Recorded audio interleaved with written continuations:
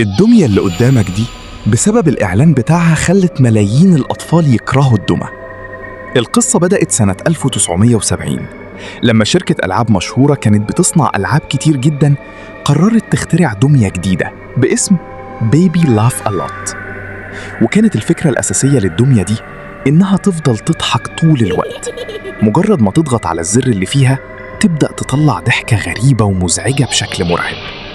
لكن المشكلة إن الضحكة ما كانتش طبيعية أبداً، كانت ضحكة هستيرية طويلة تخليك أول ما تسمعها تحس بتوتر وخوف بدون سبب. وده فعلاً اللي حصل بعد نزول الإعلان الرسمي للدمية. الإعلان ما كملش أيام قليلة واتحذف بالكامل. الإعلان كان عبارة عن أطفال ماسكين الدمية يضغطوا على الزر والدمية تفضل تضحك بشكل مرعب جداً. لكن المرعب أكتر إن أول ما الدمية كانت تسكت الأطفال نفسهم يبدأوا يضحكوا بنفس الطريقة المخيفة اللي كانت الدمية بتضحك بيها. ناس كتير وقتها قالت إن الإعلان كان غريب بشكل يخوف، وإن الأطفال اللي فيه شكلهم مرعب بطريقة غير طبيعية. والأغرب من كده إن أطفال كتير أول ما كانوا يشوفوا الإعلان أو يسمعوا صوت الدمية وهي بتضحك كانوا يدخلوا في صراخ وبكاء هستيري بدون أي سبب مفهوم.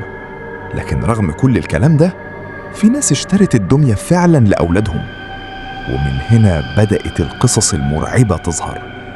لأن تشغيل اللعبة كان لازم يتم عن طريق زر موجود فيها. لكن الغريب إن ناس كتير أكدوا إن الدمية كانت بتشتغل لوحدها من غير ما أي حد يضغط على الزر. في ناس قالت يمكن اللعبة بتعلق أو فيها عطل، لكن بعض الناس حبوا يتأكدوا إذا كانت فعلا ملعونة زي ما الإشاعات بتقول، فقرروا يشيلوا الزر بالكامل من الدمية. لكن الصدمة إن الدمية اشتغلت بعدها فعلاً لوحدها وبدأت تضحك بنفس الصوت المرعب. ودي كانت قصة دمية بيبي لاف ألوت، واحدة من أغرب وأرعب الدمى اللي أثارت الجدل والخوف حول العالم.